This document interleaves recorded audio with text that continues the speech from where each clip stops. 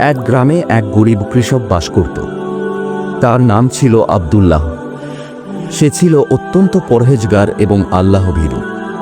প্রতিদিন ফজরের নামাজ পড়ে সে মাঠে যেত কাজ করতে। তার ঘরে ছিল না বিলাসিতা, ছিল শুধু তাকওয়া এবং ধৈর্য। একদিন আব্দুল্লাহ জমি চাষ করার সময় একটি সোনার মোহর ভর্তি থলে খুঁজে পেল। সে অবাক হয়ে গেল, কিন্তু সাথে সাথেই মনে পড়ল, এটি আমার নয়, এটা কাউকে ফিরিয়ে দিতে হবে। কেননা রাসূল সাল্লাল্লাহু আলাইহিস সালাম বলেছেন, যে ব্যক্তি মানুষের আমানত রক্ষা করে, আল্লাহ তাকে দুনিয়া ও আখিরাতে উত্তম প্রতিদান দিবেন। আব্দুল্লাহ তখন গ্রামে ঘোষণা করল, যে কেউ এই সোনার থলির মালিক প্রমাণসহ এসে নিয়ে যান। 3 দিন পর এক ধনী লোক এসে প্রমাণসহ দাবি করল যে এটি তার।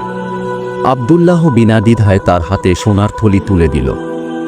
ধনী লোকটি অবাক হয়ে জিজ্ঞেস করল, তুমি এত গরিব, অথচ এত সোনা পেয়েও তোমার মন কাঁপল না? আব্দুল্লাহ হাসি মুখে বলল, আমার রব আমাকে দেখছেন, আমি তার সামনে চুরি করতে পারি না। ধনী লোকটি আব্দুল্লাহর সততায় মুগ্ধ হয়ে বলল, তুমি আমার জমির ম্যানেজার হও, আমি এমন বিশ্বস্ত লোকই খুঁজছিলাম। আব্দুল্লাহ সেই থেকে সতভাবে কাজ করে ধীরে ধীরে নিজের অবস্থাও ভালো করে তোলে। সে কখনোই নামাজ ছাড়েনি, কখনো মিথ্যা বলেনি। শিক্ষা, সততা এবং আল্লাহভীতি মানুষের জীবনে বরকত এনে দেয়। দুনিয়ার লোভে পড়ে অন্যায় করলে হয়তো সাময়িক লাভ হয়, কিন্তু দীর্ঘমেয়াদে ক্ষতি অনিবার্য। যারা আল্লাহকে ভয় করে সঠিক পথে চলে, তাদের জন্য আল্লাহ উত্তম পথ খুলে দেন।